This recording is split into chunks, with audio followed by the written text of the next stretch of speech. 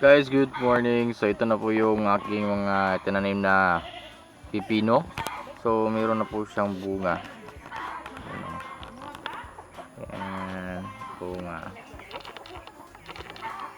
Late pa siya guys. Mayroon na siyang putot.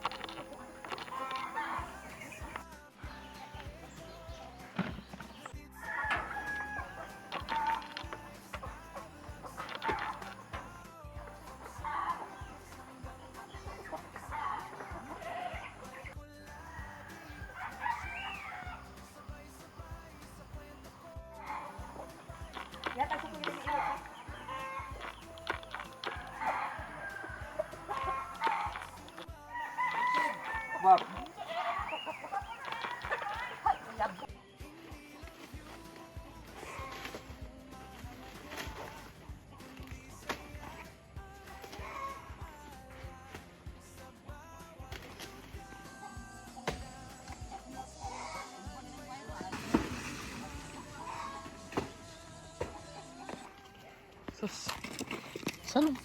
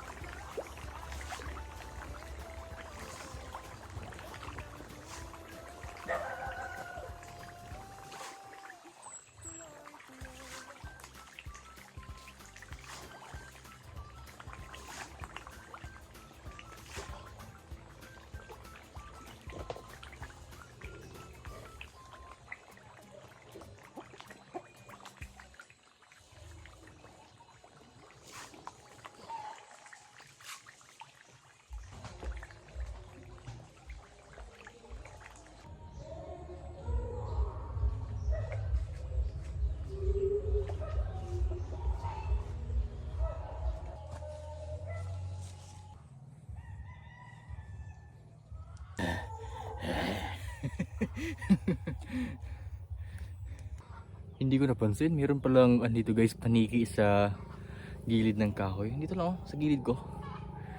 Nung pag ganun kong lumipad sila. Doon ko na napansin na may paniki. Kasi lumipad. Tatakot sa boses.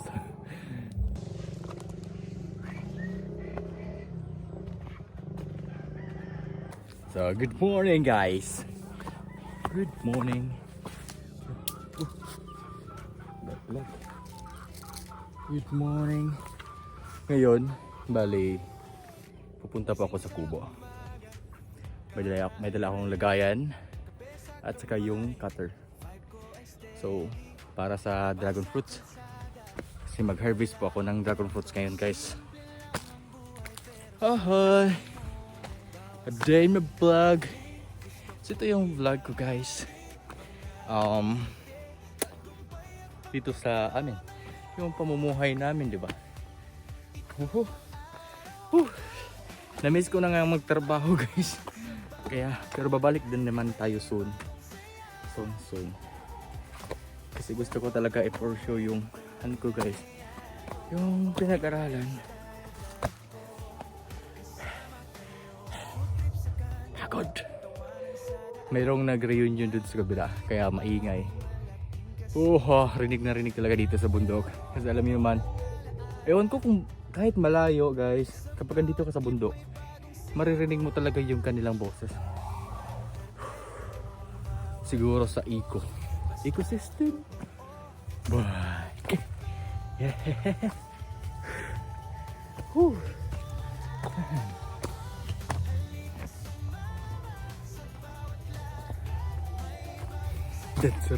Dancer is yun.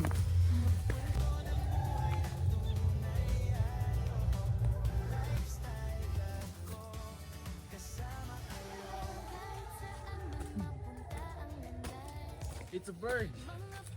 Bird. What kind of bird? Guys, nadakip ko. Pero pakawalan ko dito.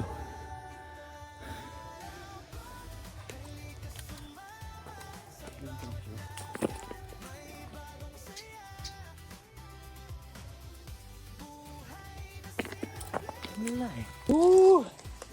Ay! Bundok.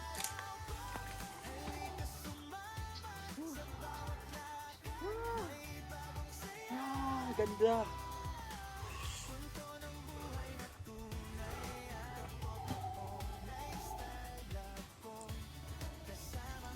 Hey!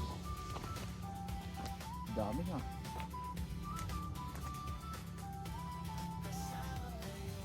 Ulit tayo guys.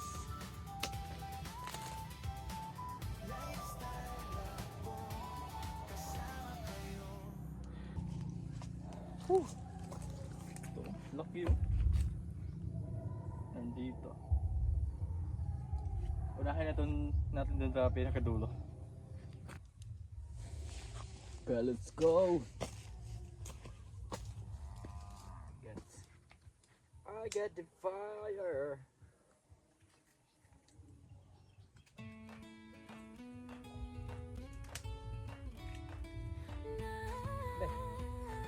One point. Matagal din tayong nagkahiwalay. 2 points. Iba't ibang landas ang tinahak ng buhay. Ngunit ngayon narito sabay-sabay. Puso't alaala'y muling nagtaglay. Kahit saan man mapadpad, pamilya pa rin ang ating lakas. Muling magkakasama, tulad ng dati kay saya.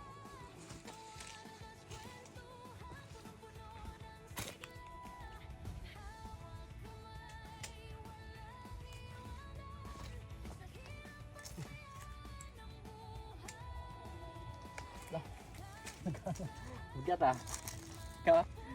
Look at what I got. Dragon fruits. Na, diba guys, dati nagtalim isang anak ko guys, isang batang nag-aaral ng online. Hello. Good morning guys. So ito na po yung dragon fruit nating nakuha po dito sa bundok. So alam niyo dati guys, isa lang po akong batang nangangarap na makapagtapos ng pag-aaral.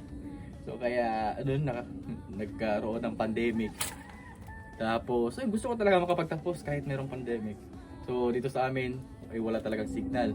So online class 'yun dati, yung guys, yung sa namin pag klase, online class.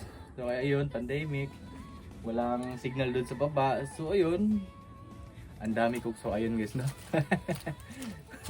Kaya nagtayo ako ng andito, bali kubo dito sa bundok para makapagtapos ng pag-aaral kasi mahirap ang buhay. Pero ngayon, degree holder andito sa bukid pa rin.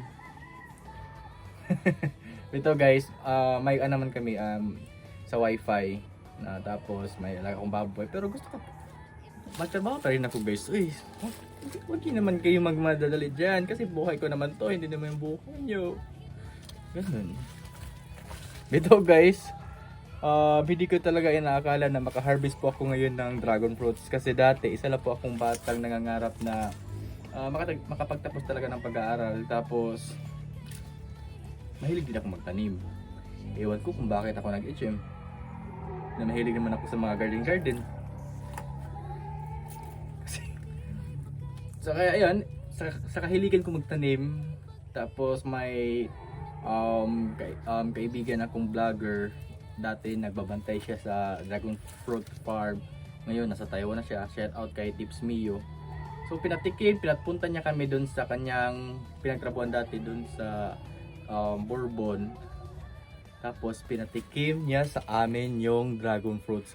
Kaya ito yung variety na dragon fruit na pinatikim niya. Ayun, nagustuhan ko yung lasa. Sabi ko sa kanya, bro, pwede. Ayun, nagustuhan ko yung dragon fruit. So kaya yun, humingi ako ng sanga-sanga ng dragon fruit at nagtanim ako dito sa bundok. Yun, namunga na siya guys. Ang bilis lang talaga niyang mamunga. Tapos mayroon pa doon sa bahay, nagtanim din ako doon ng dragon fruit malapit sa bahay. Namunga na din siya guys. Meron na andon, merong hinog isa, tapos hilaw. Bali, siguro 5 or 4.